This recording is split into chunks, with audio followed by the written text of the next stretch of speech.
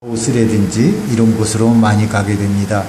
많이 가서 거기서 일주일이든지 열흘이든지 이렇게 참 열심히 준비해간 것들 다 이렇게 하고 전도하고 선교하고 이렇게 다녀오고, 또 어느 교회는요 그런 거를 제가 한번 들었습니다. 거지 선교라고, 거지 순례 선교라고 하는 그런 게 있어요. 한 열흘을 시간을 잡아가지고 서울에서 부산에서부터 시작을 해서 가는 도시마다 별로 돈 같은 거 갖고 가지 않고, 이제 그 리더가, 지도자가 좀 뭐 가지고 가시겠지만은 나름대로 될 수 있으면 본인도 돈을 쓰지 않고 의도도 먹고 도움도 받고 이러면서, 또 믿는 사람 만나면 그 집에서 좀 같이 유하기도 하고 이렇게 해서 전도를 하게 되는 그런 케이스도 한번 본 적이 있습니다.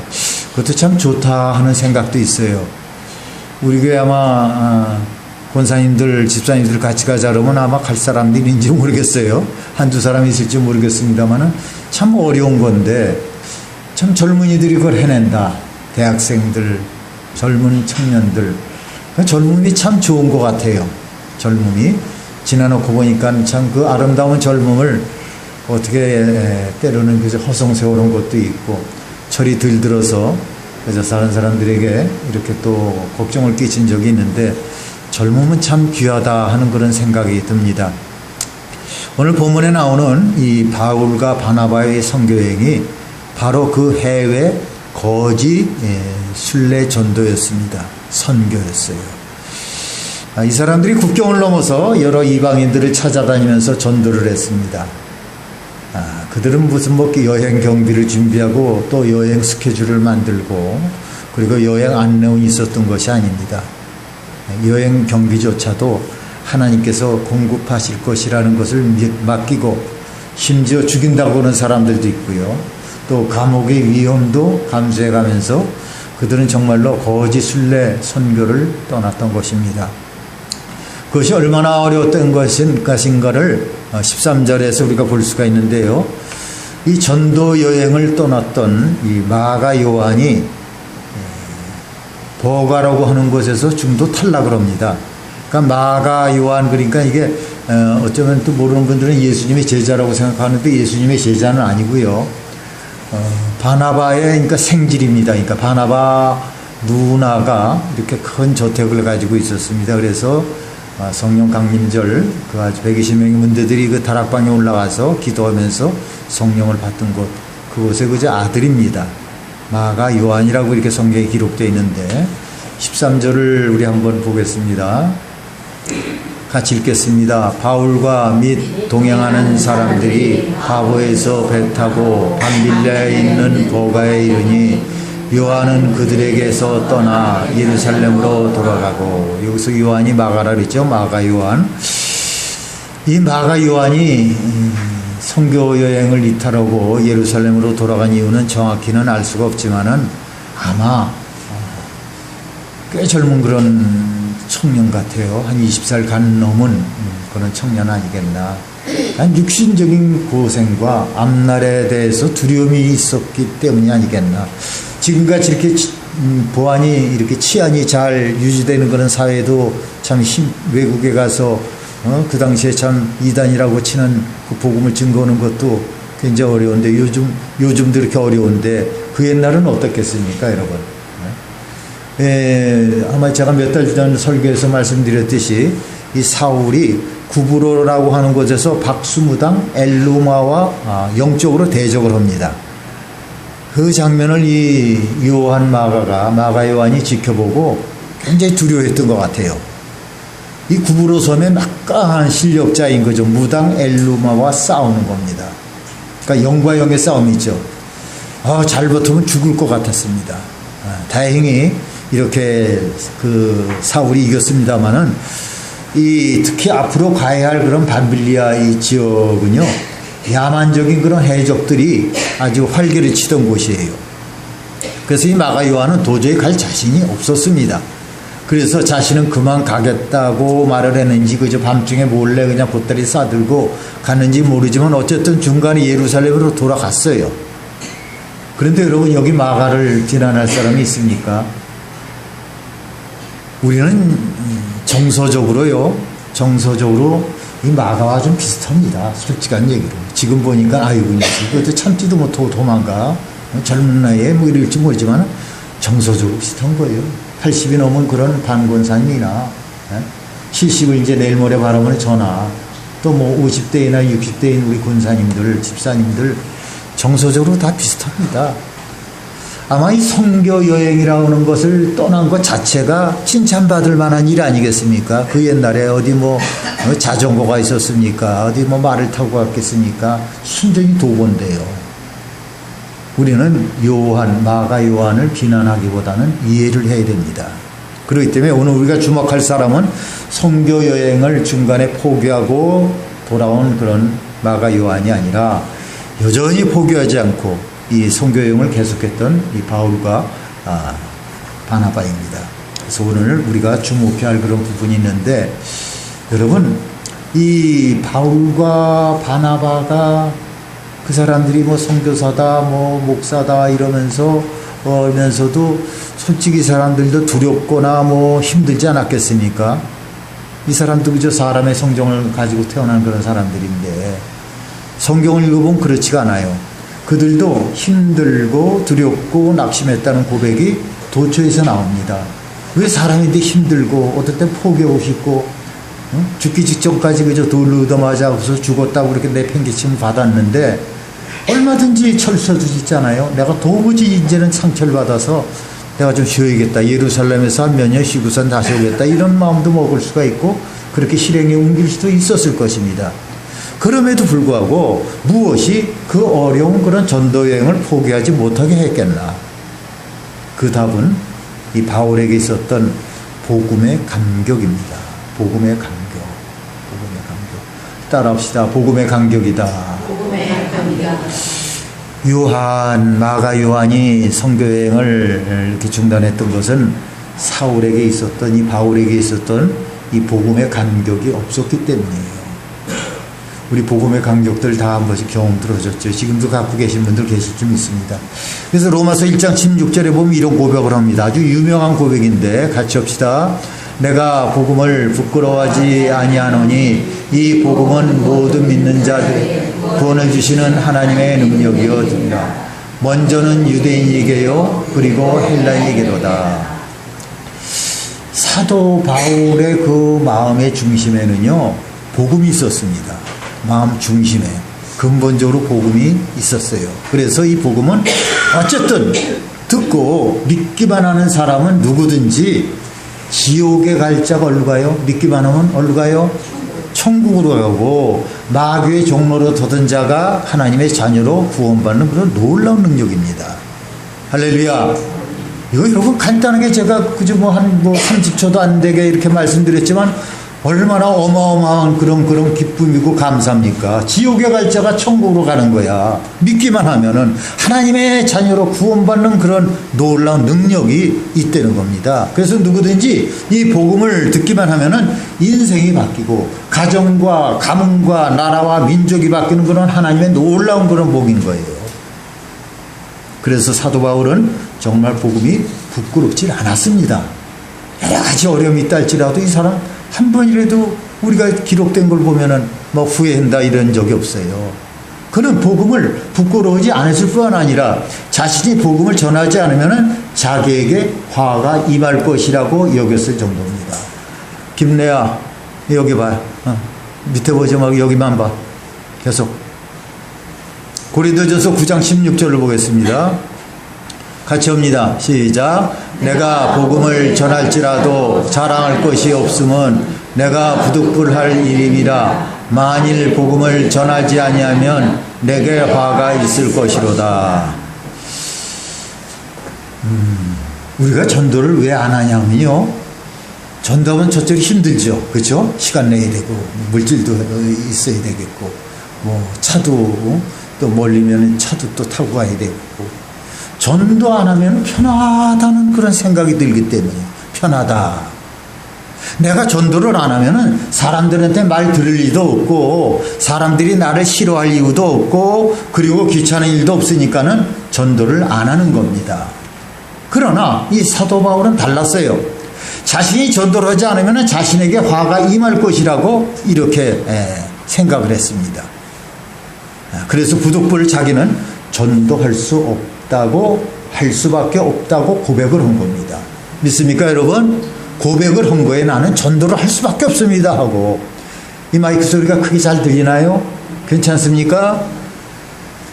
언젠가 제가 말씀드렸지만 제가 장이 참 나빴습니다. 군대에서 아마 그게 아니라 제가 초등학교 때 아무거나 막 집어먹어서 그런 것 같아요. 뭐 고구마도 그냥 그 흙이 묻은 걸 군고구마를 그냥 집어도 먹고 하여튼 뭐 저 양철 있지, 양철 함석 조각을 갖다 그냥 얼마나 씹었는지 이런 조각을 그게 아주 껌이 되도록 씹은 적도 있고 해가지고 아주 신 걸 좋아하니까 개미 잡아다가 똥구멍 핥아먹고 하여튼 뭐 먹는데 그저 무식하게 그냥 뭐 애들이니까 뭐 이것저것 생각하고 그때는 뭐 건강의 개념은 없었습니다. 그냥 막 먹어서 그랬는지 참 장이 많이 나빴어요. 장이 많이 나빠서 군대 있을 때도 애들이 나 소원은 훈련 받을 때 소원은 따뜻한 그 커피 한 잔 먹었으면 좋겠다, 마셨으면 좋겠다, 소원들이 그런 소원들이 많았는데 저는 커피는 생각조차 못했습니다. 왜 그러냐면 커피를 마시면 그냥 쏟으니까, 그 다음 화장실 가야 되니까. 그리고 어디 뭐 모임을 가다가도요, 밤에 좀 이렇게 험한 거 먹으면은 그 다음날 그저 오는 길에 몇 번을 서야 돼, 저 때문에. 그랬는데도 지난번에 말씀드렸지만 우리 집을 지을 때 어느 아주 고상하게 생긴 부인이 이렇게 몇 번씩 찾아와서 뭐를 이렇게 권하는데 뭐 계속 안 산다 그랬죠. 뭐 필요한 것도 아니고. 근데 그게 뭐냐 하면은 그 지남철인데 그거를 파이프라인에다 이렇게 딱 놓으면 거기를 거쳐가는 물이 육각수가 된다는 거예요. 난 그때 육각수가 뭔지도 몰랐어요. 육각수가 우리 젊었을 때 무슨 가수들 이름이었어요. 가수 이름이 육각수라는 게 있어서 육각수가 뭔지도 모르고 어떻게 물이 각이 되나 그런 생각을 했는데 이분이 워낙 점잖다 보니까는 40만 원이니까 꽤 비싼 돈을 주고 사줬어요. 그걸 사줬습니다. 그리고 좀 잘하면 저런 분들이 좀 교회 오시면 참 좋겠다. 그래서 순수한 마음으로 이렇게 사줬는데 그리고 이제 그렇게 통과하는 게 다 육각수가 되는 거예요. 몰랐습니다. 그 뭐 사놓고는 그저 몰랐죠. 끼워놓고는. 근데 어느 날인가 제가 화장실을 잘 가지 않는 거예요. 웬만큼 음식을 막 먹어도 예전 같지가 않은 거예요. 아, 이게 효과가 있나 보다. 그 다음부터 커피를 마셔도 괜찮고 이것저것 더먼 것들 먹어도 괜찮다 이겁니다. 얼마나 좋았는지. 그래서 제일 먼저 누구한테 이 육각수를 전도했냐면 우리 교회 다니던 그런 집사님 한 분이 계시는데 그분이 그렇게 이 장이 나빠서 아주 굉장히 고생한다 소리를 차 타고 오다가다 들었어요. 그래서 그걸 전도를 하려고 육고리 시장 가가지고 그것도 비싸더라고요. 큰 1개론짜리인가 그 플라스틱 그 통을 갖다가 2개를 구해가지고 거기다 가득 실어서 그다음에는 갖다 줍니다. 갖다 주고 그 다음 주일날 와서 좀 또 그걸 반납하면 또 해드리겠습니다. 그랬는데 한 2번 정도 반납을 했나요? 그런데 그것이 그분한테는 맞지를 않는지 그 다음엔 뭐 통도 안 갖고 와요. 통도. 그래서 이게 맞지를 않나 보구나. 그 먹고선 조금이라도 좀 차도가 있다면은 계속 자기 돈으로 그저 한 10개라도 사가지고 와서 이렇게 할 텐데 이제 포기를 했습니다. 그 정도로 내가 낫다 보니까 자신이 생기는 거예요. 물론 그 육광수가 저한테는 맞는 것 같아요. 다른 사람이라고 다 맞는 게 아니고. 또 한 분은 최근인데 한 5년 전이에요. 어느 목사님 사모님이 그렇게 위가 이렇게 안 좋다고 그래요. 장이 나쁘다 그래요. 그래서 그때는 아예 그냥 또 그걸 사주면 안 갖고 올 것 같아서 그걸 띄어다가 그 육각수 지남철을 나사로 풀러가지고 한번 해보십시오. 내가 2달간 말미를 드리겠습니다 했어요.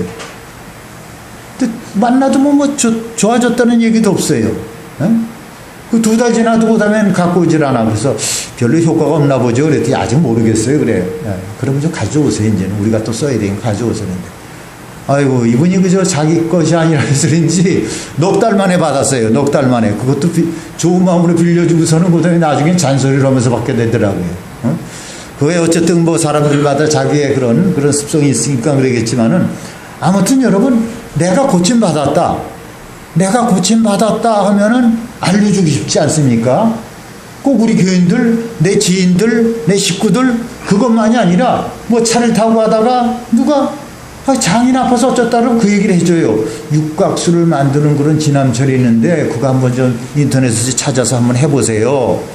맞는 사람이 있고 맞지 않은 사람들이 있더라고요. 한번 해보세요. 저는 이렇게 맞았습니다. 이렇게까지라도 그 육각소에 대해서 전도자가 되는 겁니다. 여러분, 내가 치료할 수 있다는 것을 가지고 있다고 하면요, 그것을 다른 사람들에게 그 정보를 나눠줘야 한다는 그런 부담감을 가지는 것이 당연하지 않겠어요? 이거 막 사람들이 막 장이 나빠서 막 그저 여기저기 막 그저 화장실이 불이 날 지경인데 그걸 알면서도 가만히 있다 그러는 건 그거 부담되지 않겠습니까? 그게 아마 전하지 않으면 죄가 되는 겁니다. 예수 믿는 것도 마찬가지예요. 사도 바울의 심정이 곧 이어갔을 것이에요. 이것이 복음인 겁니다. 복음 따라합시다. 이것이 복음이다. 다시 한번 이것이 전도다. 이것이 전도자의 마음입니다. 전하지 않으면 오히려 화가 될 것이라고 여겨질 정도로 복음에 감격이 있는 거예요. 사도 바울이요, 지금 사람들이 복음을 듣지 못해서 구원을 받지 못하고 영원한 지옥으로 떨어지는 그런 형편에 있다. 내가 알고 있는 이 복음을 전해주기만 하면은 그 사람들이 다 구원을 받고 하나님의 자녀가 되는데, 만약에 내가 고생이 되고 어려움이 있다고 복음을 전하지 않는다면은 하나님 앞에서 나는 화를 감당할 수 없다. 어떻게 내가 하나님을 볼 수가 있겠냐, 이런 심정이었을 것입니다. 여러분, 교회 안에는요, 교인들은 많아도요, 복음을 다 그저 정확하게 알고 있나 하는 그런 생각을 어떨 땐 하게 됩니다. 근데 사실 그렇지가 않더라고요. 교인들 중에는 아직도 복음이 무엇인지 정확히 모르는 분들도 많이 있다는 겁니다. 그래서 우리 교회는 그저 성경 공부다, 제자 훈련이다, 이런 것들을 할 조건이 갖춰 있지를 못했기 때문에 제가 이제 설교를 통해서 강해 설교다 뭐다 이렇게 했는데, 지난번 우리 성경 일독학교 때 보니까 13명이 등록해서 12명이 수료장을 받고 참 열심히 하는 걸 보고서는 아하, 이게 아니로구나. 이게 아니로구나 해서 이렇게 또 다시금 시작을 해서 그게 무산이 됐습니다만, 여러분, 성경을 쉽게 이해하자는 그런 의미에서 성경 일독학교를 지난번에 이렇게 시작을 했던 겁니다. 그래서 제가 여러분들에게 말씀드리는 것은, 교회에서 하는 그런 프로그램들은 그냥 뭐든지 열심히, 시간이 좀 오래된다 할지라도 뭘 한다 할지라도 열심히 참여해야 되겠다는 그런 것을 생각하게 됩니다. 근데 이 교회에는 세 종류 부류의 교인들이 있습니다. 첫째는요, 복음을 들어도 알아듣지 못하는 분들이 계십니다. 잘 들어보세요. 내가 어떤 부류인가. 첫째, 둘째, 셋째인데 복음을 들어도 잘 알아듣질 못해요. 둘째는 복음은 알아듣습니다. 은혜도 받아요. 그런데 안타깝게도 복음을 말해보라 하면 말 못하는 분들이 계세요. 아직 정확하게 내 안에 복음이 정리되지 못했기 때문이에요. 그리고 복음을 말할 만큼 복음이 내게는 충격적이고 감동이 안 된 사람들입니다. 아직은 뭐가 안 열려요? 입이 안 열린 사람들이에요. 마지막 세 번째로 복음을 말하는 분들이 계십니다. 이 복음에 대한 그런 훈련도 받았고 복음을 증거할 수 있는 그런 분들입니다. 우리 교회는 참 편하게들 예수 믿습니다. 저 웬만한 교회는요, 막 들들 볶아서 복음 전도 훈련 한 2주다 3주다, 그 다음에 성경 공부다 그저 18주를 한다, 5개월을 한다, 끝나고 나면 또 다시 그냥 5개월을 또 한다, 이래서 전도며 그 다음에 성경 공부를 그저 완전히 하게 되는 그런 경우도 참 많이 있어요. 그래서 훈련이 참 필요하다, 이렇게 생각이 듭니다. 교회 다니면 누구나 다 그저 복음을 알지 않을까 이렇게 생각하지만은, 교인이라고 해서 다 복음을 아는 것은 아닙니다. 여러분, 복음이 무엇인지 정확하게 알고 있나요? 복음을 들으실 수는 있습니까? 복음을 말할 수 있게까지도 여러분 그 자신을 가지고 있나요? 혹시 여러분 중에는요, 나는 아직도 그저 목사님이 말씀하시는 복음이 무엇인지 좀 애매하다, 이런 분이 있을지도 몰라요. 그렇지 않으면은 예수를 믿고 죄사함 받고 의롭게 되었다는 그런 복음을 듣고 너무나도 감격스럽고 그것이 너무나도 놀라운 복이라고 사람들한테 막 외쳐보셨습니까? 그런 경험들이 있을 거예요. 저도 그런 경험이 있어요. 얼마나 기쁜지. 그때 뭐 전도지도 없었어요. 얼마나 기쁜지 만나면 내가 만난 예수님, 내가 만난 하나님, 막 그냥 자랑하는 겁니다. 자랑하는 거예요. 아마 로또 복권에 1등에 당첨되면 외치지 말라도 그래도 외칠 거예요. 1등이 뭐예요? 2등, 3등, 4등, 5등 안에만 들어도 그저 막 어이구 내가 로또 복권에 당첨됐어 외칠 수가 있을 겁니다. 하다못해요 야유회나 성탄절에서 경품꽃 하나 이렇게 당첨되어도 어떻게 해요? 와 하면서 소리 지르면서 뛰어나옵니다. 많아요 그런 사람들 많습니다. 이제 올해서부터 우리 송구행신 때 윷놀이 할 때 뭐 그런 걸 한번 해보겠어요. 다 주지 말고 그저 한 몇 개 정도만 좋은 거 사가지고 한번 추첨을 해서 한번 와 그냥 뭐 의적 나오는 건지 마지못해 나오는지 간격에서 나오는 건지 한번 해보고 싶어요. 정말입니다. 뭐 허다못해 뭐 주전자를 받더라도요 기분 좋게 나오는 거예요. 못 받은 사람들이 태반이니까.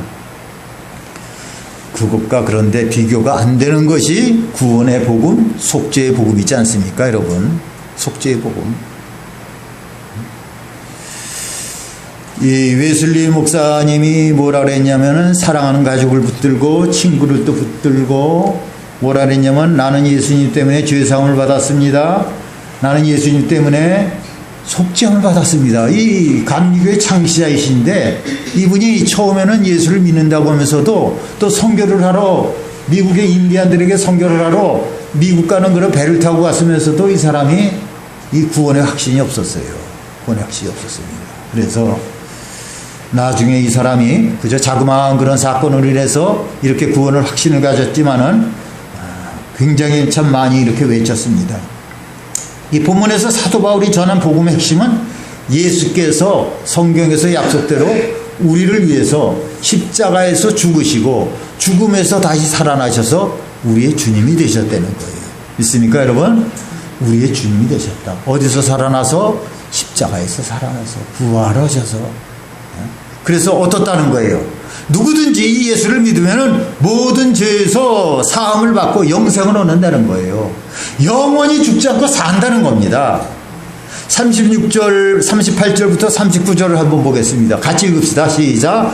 그러므로 형제들아 너희가 알 것은 이 사람을 힘입어 죄사함을 너에게 전하는 이것이며 또 내 율법으로 너희가 요다하시는 것같은 모든 일에도 이 사람을 힘입어 믿는 자마다 요다하심을 얻는 것이라. 이것이라.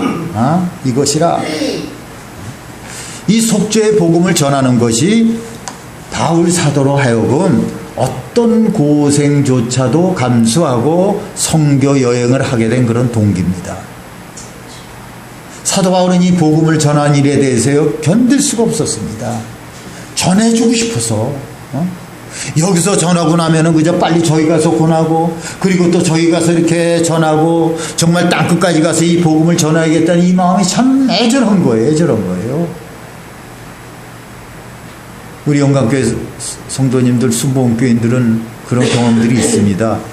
참 뭐 장로교의 특성과 또 뭐 감리교 뭐 우리 순복음교단 이런 특성들이 좀 틀립니다.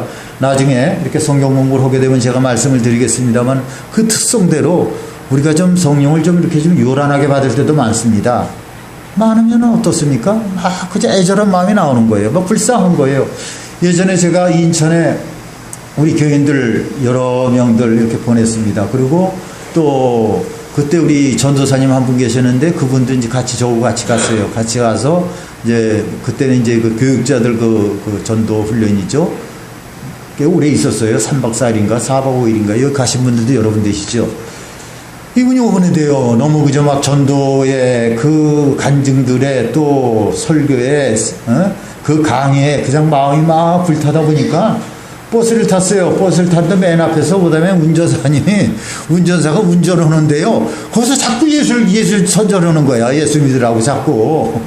그러니까 맨 처음에 운전기사가 네 그러다가 나중에 화를 내는 거예요. 내가 지금 운전하는데 자꾸 이렇게 말 시키면 어떡하려고 그러냐고. 물론 그게 조금 과다하긴 쉽지만 그 마음이 이해합니다. 마음이 뜨거워진 거예요. 심령이 불타는 거야. 이 복음을 전해야 되겠다. 간절한 그런 마음입니다. 여러분, 오늘 이 시간에 여러분들에게 이 복음의 감격이 있는지 한번 물어보고 싶습니다. 여러분들이 복음을 한두 번 그저 들으신 건 아닐 거예요. 제가 여기 온 지만 26년인데 그 전에도 들으셨을 것이고, 우리 중에서도 그저 창립 멤버가 거의 다입니다. 거의 다인데 아마 30년 정도 계속 들었을 것입니다. 그런데 문제는 복음이 무엇이냐 하는 것보다도 복음의 감격이 있느냐 하는 거예요. 내 마음 가운데 복음의 감격이 있느냐, 지금이 없다 그러면 감격이 있었느냐, 이거를 한번 생각을 해봐야 되는 거예요. 저는요, 목회하면서 우리 성도님들의 그 심령에 복음의 감격이 없는 것이 너무나도 안타깝습니다. 예전에는 여러분들이 그 복음의 감격이 있었는지 모르지만은 현재 이렇게 볼 때 한 사람 한 사람 새벽마다 아침마다 기도하면서 그 사람에서 기도할 때 이 사람이 정말로 지금도 복음의 감격이 있는가 하면 그건 아니라는 게 많더라 이겁니다. 복음의 감격이 없었다는 것 그 자체가 이것은 뭐냐? 복음의 변질입니다. 변질이 뭐예요? 바뀌는 거 아니에요? 변하는 거 아니겠습니까? 이 속죄의 복음이 변질되어 가는 것이 너무나도 아쉽다는 겁니다. 너무나도. 여러분, 복음의 변질이 무엇입니까? 속죄의 믿음은 있지만은 감격이 없어. 감격이 없는 거야. 에? 감격이 있어야 돼. 감격이. 사람이 간절함이 있다 보면 감격도 나오는 겁니다. 여러분, 속죄를 받았다는 사실은 우리가 믿습니다. 예수님 십자가에서 누굴 위해서? 나를 위해서 죽으셨다는 것, 예수님의 피를 흘려주셔서 내 모든 죄가 사함받았다는 걸 믿습니다. 여러분들이 그 믿음이 있습니까? 믿으면 큰 소리 아멘 해보세요. 아멘. 있으실 거예요. 그런데 문제는 속죄의 확신이 있다고 하면서도 감격이 없는 겁니다. 예수님의 십자가의 은혜가 부모의 사랑만큼도 감동이 오지 않는 사람이 실제로 이 자리에도 있던 거예요. 부모님의 은혜는 알겠는데 예수님의 은혜는 생각이 나질 않아. 생각이. 이 기쁜 소식이라는 이 복음이 매년 열리는, 그저 4년마다 한번 열리는 그저 월드컵이라든지 올림픽에서 이렇게 우승이나 금메달의 그래 소식만큼도 기쁘지 않은 분들이 계세요. 뭐 축구선수 그저 손흥민이다, 야구선수 유현진이다, 뭐 추신수다, 이런 선수들이 좋은 성적을 거두고 뉴스에 막 나오면은 그것 때문에 그저 듣는 순간 또 몇 시간 동안 굉장히 기쁜데, 예수님의 이 십자가의 구원, 이 기쁜 소식은 왜 나에게 이렇게 덤덤하냐 이겁니다. 왜 나한테는 덤덤한가? 속죄의 고백은 있지만은 전도는 안 되는 겁니다. 전도가 힘든 거예요. 이것이 뭐예요? 변질된 뭡니까? 복음이라는 겁니다. 변질된 복음. 속죄는 받았다고 하지만은 삶의 변화가 없어. 이것이 변질된 복음이에요. 어떻게 이런 일이 일어날 수가 있습니까? 여러분, 똑같은 그런 복음을 들어도요, 전혀 다른 반응이 나타납니다. 복음은 들어보았고 믿는다고 고백을 했지만은 복음의 감격은 없다는 겁니다. 바울이 이 복음의 감격 때문에 죽음의 위협에 있어서도 굴복하지 않고 끝까지 복음을 증거하고 나갔습니다.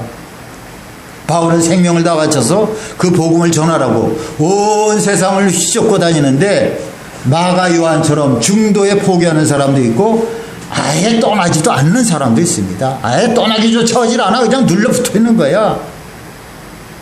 이 마가 요한은 나는 도무지 힘들어서 못하겠다. 그리고는 예루살렘으로 돌아버리고 말았습니다. 그래도 여러분, 그래도 뭐예요? 얘기해 보세요. 그래도 마가 요한은 뭐 어떻게 해도 했어요? 얘기해 보세요. 마가 요한은 떠나기라도 있죠. 떠나서 그저 중도에 포기했지만은 같이 협력을 했었습니다. 복음을 믿는다, 속죄함을 받았다는 것은 확신이 있다고 하면서도 한 번도 선교여행 전도를 떠나지 못한 사람들이 많지 않습니까? 속죄를 받았다는 그런 믿음이 있는데, 내 죄가 예수님의 피로 대속받았다는 그런 믿음이 있는데 전도가 어려워서 못하는 분도 있지 않습니까? 그래도 괜찮습니다, 여러분. 그래도 따라합시다. 그래도 괜찮다. 그것보다 더 못한 분도 있기 때문이에요. 어떤 분인 것 같아요? 어떤 분? 복음을 듣고도 받아들이지 않는 사람들입니다.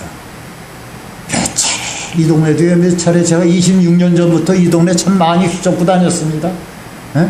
많이 휘젓고 다녔어. 뭐 내 개인적으로 물건을 사다가도 갖다도 주고 많이도 접촉도 그랬는데요. 그게 뭐 지난번 붕어빵 때까지 수십 번을 했을 거예요. 받아들이질 않아. 기껏 헌다는 소리가, 아이고, 이 동네 그저 교회 갔으면 안 되는데, 교회에 당을 지으면 안 되는데, 이따위 소리들이나 하고, 받아들이질 않는 사람이 있어. 또 복음을 듣고 멸시하는 사람이 있어요. 난 직접적으로 들어도 보고요, 간접적으로 이렇게 듣기도 했습니다. 몇몇 사람이라가 지금도 얼굴이 그저 기억이 날 정도예요. 그러니 복음을 듣고, 복음을 알면서도 전도하지도 못한 분도 아직 밑바닥은 아닙니다. 복음을 들었는데 내가 자신이 없고 여건이 안 되다 보니까 못한다. 이게 아직 밑바닥은 아니에요. 그것도 감사할 일입니다. 따라합시다. 그것도 감사할 일이다. 41절을 보면요, 그것보다도 더 못한 그런 사람이 나옵니다. 보세요. 일러스되 보라 멸시하는 사람들아. 여기 뭐냐면 전도를 받고서는 화를 내거나 비웃는 사람들입니다. 그걸 뭐라 그랬냐면 보라 멸시하는 사람들아. 멸시, 전도를 갖다 멸시하고 화를 내고. 같이 쭉 읽겠습니다. 시작. 너희는 놀라고 멸망하라. 내가 너희 때를 당하여 한 일을 행할 것이니 사람이 너희에게 일러줄지라도 도무지 믿지 못할 일이라 하였느니라 하시니라. 아멘. 말씀을 듣고도 전혀 받아들이지 않는 이들이 있더라는 겁니다. 복음은 같은 복음인데 어떻게 이런 일이 벌어질까? 도대체 누구는 생명도 아깝지 않고 그 복음을 증거하는 그런 삶을 사는데 어떤 분은 복음을 배척하고 멸시하는 사람도 있다는 겁니다. 그러면 왜 복음을 들어도 감동이 없나? 왜? 복음은 듣지만은 자기의 죄의 실상이 깨닫지 못하면은 이렇게 되고 마는 겁니다. 멸시하고 그다음에 엉뚱한 소리 하는 거예요. 왜 복음은 아는데 복음에 감격이 없나? 그것은 내 자신이 죄의 실상을 아직도 깨닫지 못해서 그런 겁니다. 내 죄의 실상이 아직도 뭔지 몰라. 실상이 뭔지 몰라. 본질이 뭔지 몰라.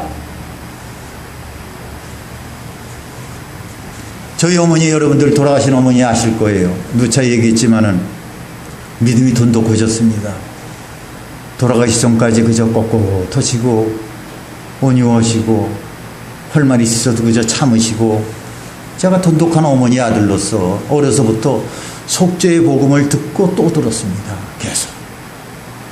하루에 한 번씩 어떨 때 막 너무 힘들고 막 집안에 무슨 일이 있고, 집안에 무슨 일이라는 게 뭐 있겠습니까? 막 부부싸움하고 막 이러면 그다음에 그날은 건너뛰지만은 뭐 3일에 한 번씩 또 해서 이제 조그만 아이들을 이제 데려다 놓고 그다음에 가정예배를 드리는 거예요. 가정예배를. 제가 5살 때 어머니와 그다음에 몇몇 그런 성도님들이 이렇게 개척을 한 교회를 그때부터 다녔는데, 교회에서도 계속 복음 듣는 거예요. 그때 선생님들이 고등학생들, 또 그다음에 저기 주일학교 저 초등학교 애들에도 6학년이 보조로도 이렇게 나와서 이렇게 할 때입니다. 무슨 얘기 들으냐?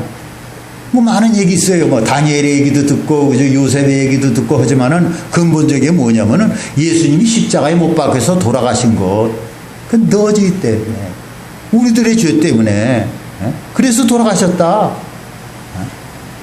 그래서 그것을 믿으면은, 예수님이 나 때문에 돌아가셨다는 것을 믿으면은 죄 사함을 받고 하나님의 자녀가 되고 구원을 받고 죽어서도 영생을 얻는다. 이걸 그저 세뇌 교육처럼 그렇게 받았어요. 뭐 다 제가 아마 초등학교 1학년 때부터 내가 기억이 나는데, 동생이 저보다 3살 적어요. 먼저 세상 떠난 동생이.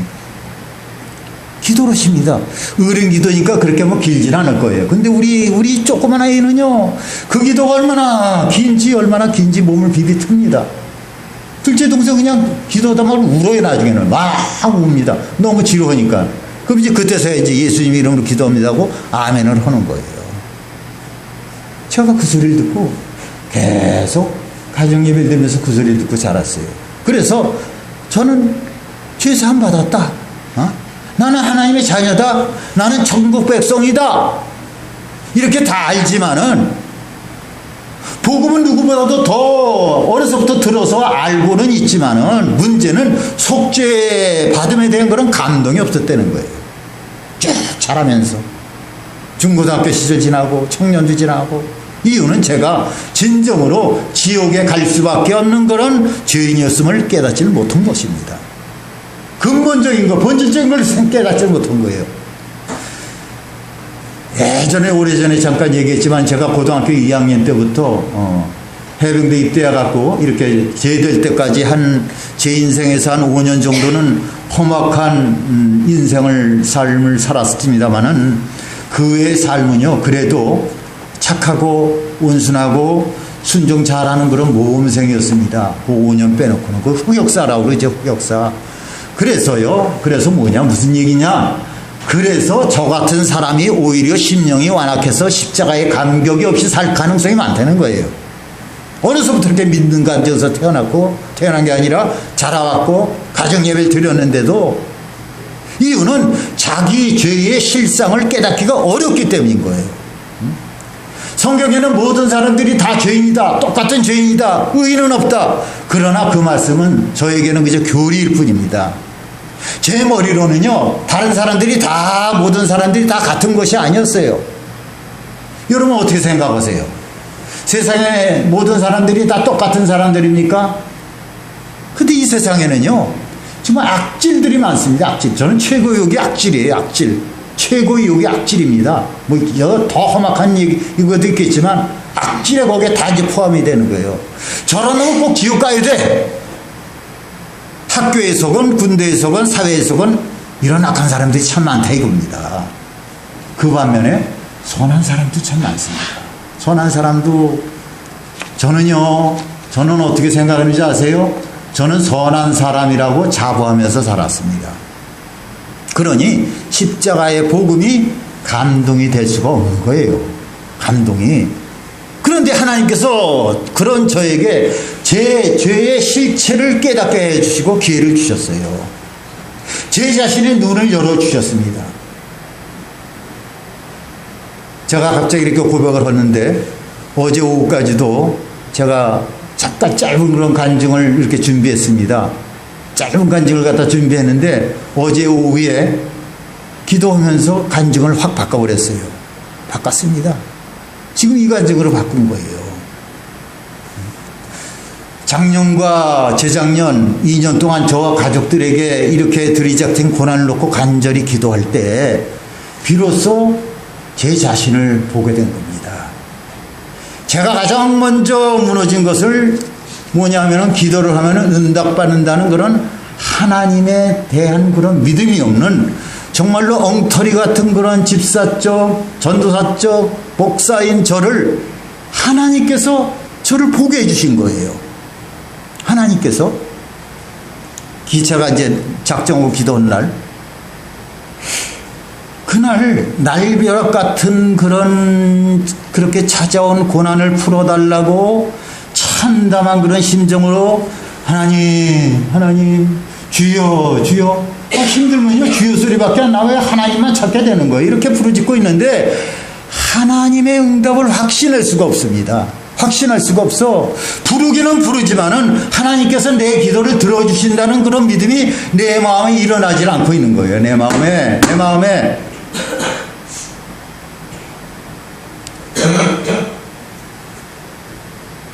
그러니까 하도 고난이 심하니까 제 마음에 믿음의 확신이 없습니다. 믿음의 확신이 없어. 너무 센 고난이 와도요 믿음이 긴가민가합니다. 오히려 너가 얼마나 엉터리 크리스찬이냐 하면서 깨닫게 이렇게 해주시면서 하나님께서 작정하신 것처럼은요 밤 11시서부터 다음날 아침 동뜰 때까지 제 모습을 들추어서 이렇게 보여주셨습니다. 그동안 사람들에게 내 자신을 보여준 것은 전부 꾸며진 거예요. 오직하면 제가 평신도일 때 김도구라고 하는 사람을 보면은 정말 저 사람이 있는 예수를 믿고 싶어, 저 사람이 가는 그런 교회를 가고 싶어 할 정도로 그렇게까지도 행동을 했던 사람입니다. 그런데 실제로 내 속에 있는 진짜 나의 자아, 사람이 아무도 없을 때 내 모습과 행동, 사람들이 전혀 알 수 없는 그런 내 마음의 생각과 중심, 그것이 무엇인지를 하나님께서 다 보여주시는 거예요. 다. 너가 어떤 존재인지, 너가 한번 나를 갖다 보길 원하느냐. 다 잊어버렸던 그런 어린 시절부터 생각하기도 싫고 그저 부끄럽고 끔찍했던 내 진짜의 모습을 그냥 다 보여주시는 겁니다. 위선자도요, 이런 위선자가 없고요, 이중인격자도 이런 이중인격자가 없는 겁니다. 사람들 앞에서 이런 내 실상을 드러내지 않는 것은 순전히 사람들에 대한 그런 평가에 대한 그런 두려움 때문이었습니다.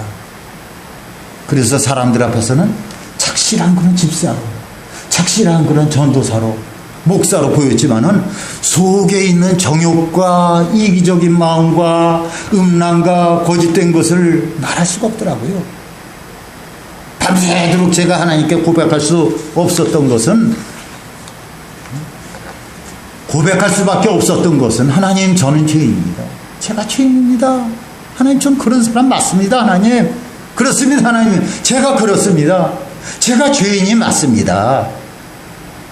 저는요, 사람들 앞에서도 비교적 정직하게 살았다고 자부를 했습니다마는 그런 하나님 앞에서는요 전혀 자랑할 게 없더라고요. 정직하게 살고 선하게 살았다, 그 자부가요 하나님 앞에서는 아무것도 아니라는 겁니다. 바리새인과 세리의 이야기를 이렇게 깨닫게 해주셨습니다. 세리 드는 사람들이 다 손가락질하는 그런 죄인입니다.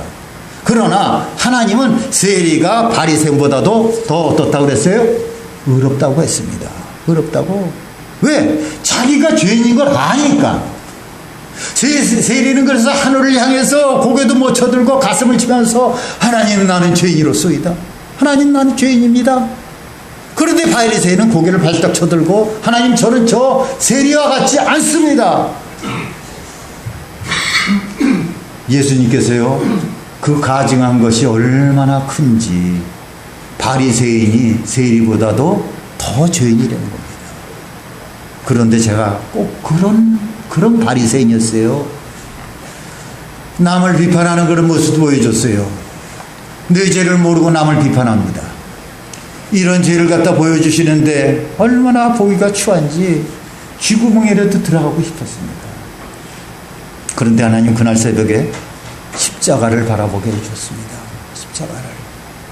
어떻게 그렇게 하루 사이에 십자가가 달라질 수가 있을까?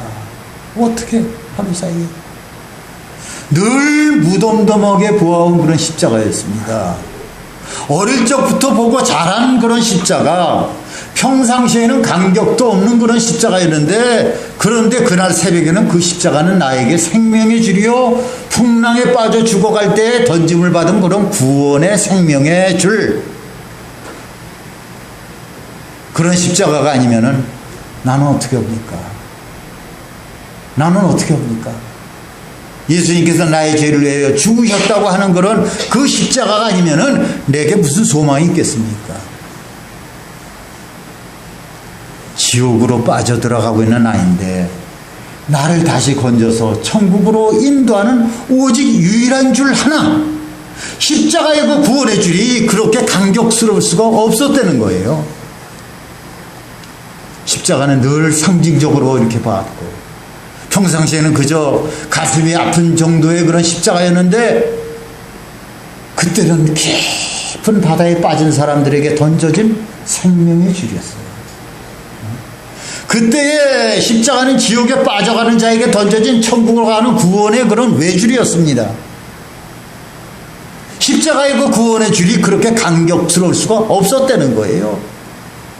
그래서 이제는 십자가 하나 부르면 눈물이 흘러집니다. 눈물이 나와요. 왜? 하나님이 그렇게 만드시니까요. 그렇게 만드셨어. 그리고 제 실상을 보게 해주시는 겁니다. 십자가를 보면서 제 실상이 보이게 되는 거예요. 그날 새벽의 십자가는 감격 자체였습니다. 그 십자가 하나면은 그걸로 끝이었어요. 그렇게 원하던 그런 기도 제목들이 다 사라졌습니다. 그 십자가 사건이 있고 나서는 다 사라진 거예요. 심지어 제가 당한 그런 오해와 어려움으로 그걸 좀 풀어달라고 하는 기도는 이미 사라졌어요. 하나님, 이제는 제가 오해를 받아서인지 그것이 풀어지지 않더라도 또 제가 모자람이 있어서 이 교회에서 사퇴를 한다 할지라도 오직 소원이 있다면은 주님께, 주님 앞에 설 때 수고했다 내 아들아, 내가 너를 안다, 내가 너를 안다, 내가 너를 사랑한다, 이 한마디만 듣게 해주세요. 이 한마디만 하는 제가 듣는 그런 사람이 되길 원합니다. 그것이 나의 소원이 되었습니다. 그리고 대략 작년 말부터 제 인생이 바뀐 걸 제가 느낍니다. 많이 느낍니다. 진심으로. 사람이다 보니까는, 또 부족하다 보니까는, 인격이 또 어떨 때 모자르다 보니까 여러분들 눈에 그저 부족함도 많이 보이고 실수 많이 보이고 그저 어떨 때는 그저 혀도 차는 소리도 듣겠지만은 나 자신이 하나님께서 많이 변하게 해주셨다는 것을 제가 알고 있습니다. 여러분, 사람이 이렇게 바뀔 수가 있습니까? 뭐예요? 왜 그래요? 속죄의 축복이죠. 속죄의 축복. 얼마나 놀라운지 그 속죄의 축복을 붙잡으면은 그 어떤 어려움도 견딜 수 있는 것 같아요. 어떤 길도 갈 수 있습니다. 어떤 사람하고도 친구를 삼을 수가 있어요. 내가 예수님으로 인해서 속죄함을 갖다 받았고 하나님 앞에서 의로움을 받았고 내가 천국의 백성이 되었다는 그런 이 놀라운 구원의 확신 하나만 있으면은 이 세상을 사는 동안 어떻게 살아도 상관이 없는 거예요. 왜 구원의 확신이 있는데, 구원의 확신이 있는데, 구원의 확신인 사람이 하나님 빨리 그저 천국 가게 해주세요. 하나님 빨리 나 그냥 이 세상에서 떠나게 해주세요. 에? 그런 얘기를 한다 그러는 걸 내가 들은 적이 몇 번 있어요. 맞습니다. 맞는 얘기예요. 좀 모순도 있겠지만은 구원의 확신이 있으면은 하나님, 제가 주님 이러다가 이제 죽어도 좋습니다. 어떻게 살아도 좋습니다. 상관이 없는 겁니다. 상관이. 문제가 될 게 아무것도 없는 거예요. 사도 바울이 어떻게 그러한 악조건 속에서도 끝까지 선교여행을 다닐 수가 있었겠습니까? 그랬었구나. 그랬구나. 그에게 있었던 그런 복음의 간격이 어려움을 어려움으로 나타내는 것이 아닌 줄 믿습니다. 여러분, 죄 사함의 복음이요 운명을 바꿉니다. 따라합시다. 죄 사함의 복음이. 우리 아야 애들 조용히 오라고 그래. 응? 애들 나가서 조용히 오라. 다시 합시다. 죄 사함의 복음이. 운명을 바꾼다. 하나님이 내게 주신 그런 복을 모르니까 아직도 깨닫지 못하니까는 복음은 복음대로 있으면서도 내 마음이 헐떡거리고 갈급하고 목마르고 안 돼요. 안 돼요. 힘들어요. 더 견딜 수가 없어요. 하나님 못하겠습니다. 이런 말이 나오는 거예요. 이런 말이. 예수를 믿고 완전한 죄사함을 받으면은 천국에 갈 때까지 기다릴 필요가 없이 하나님을 아는 눈과 생생한 체험이 이 땅에서 체험이 되게 되는 겁니다. 여러분, 성령 하나님이 오십니다. 믿습니까, 여러분? 믿으시면 큰 소리로 아멘 하시기 바랍니다. 성령 하나님은 꼭 오십니다. 그래서 죄 사함이 중요한 거예요. 죄 사함이.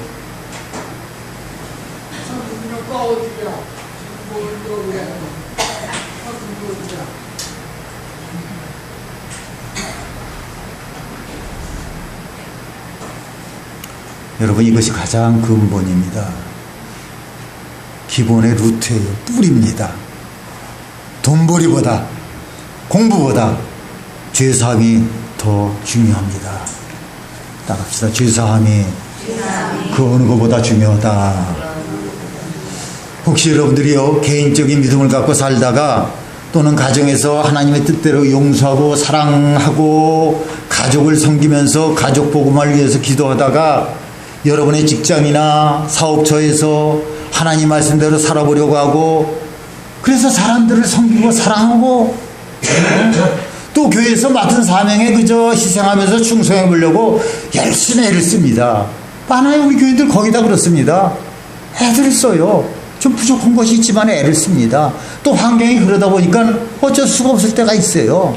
그런데요, 어느 날 그냥 하나님 이제 뭐 어떻겠어요.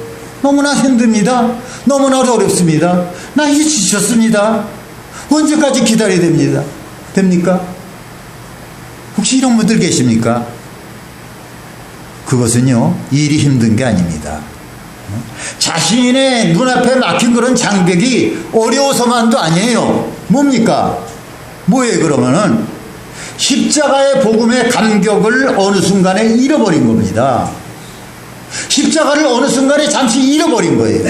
놓친 겁니다. 그러나 주님의 십자가는 우리를 얼마든지 다시 일으킬 수가 있는 겁니다. 할렐루야. 우리를 막을 것이 없어요. 산이 옮겨진다 그러잖아요. 어떤 믿음이 있다 할지라도, 겨자씨만한 그런 믿음이 있다 할지라도 산을 옮긴다 그랬지 않습니까? 오늘 이 시간 우리 하나님께서 여러분들에게 그런 은혜를 주시기를 축원합니다. 축원합니다. 뭘 붙잡기만 하면 돼요? 십자가만 붙잡으면 됩니다. 주님의 십자가가 모든 것을 다 해결했어요. 십자가에서 해결이 안 될 문제가 없습니다. 이미 다 끝난 거예요. 그 십자가가 나를 복을 받는 길로 인도하고 있는 겁니다. 하나님 앞에서 설 자리로 나를 인도하고 있는 거예요. 역사가 일어날 그런 그 길로 나를 인도하고 있는 겁니다. 여러분, 낙심할 것도 없어요? 낙심됩니까? 두려웁니까? 그럴 필요 없습니다.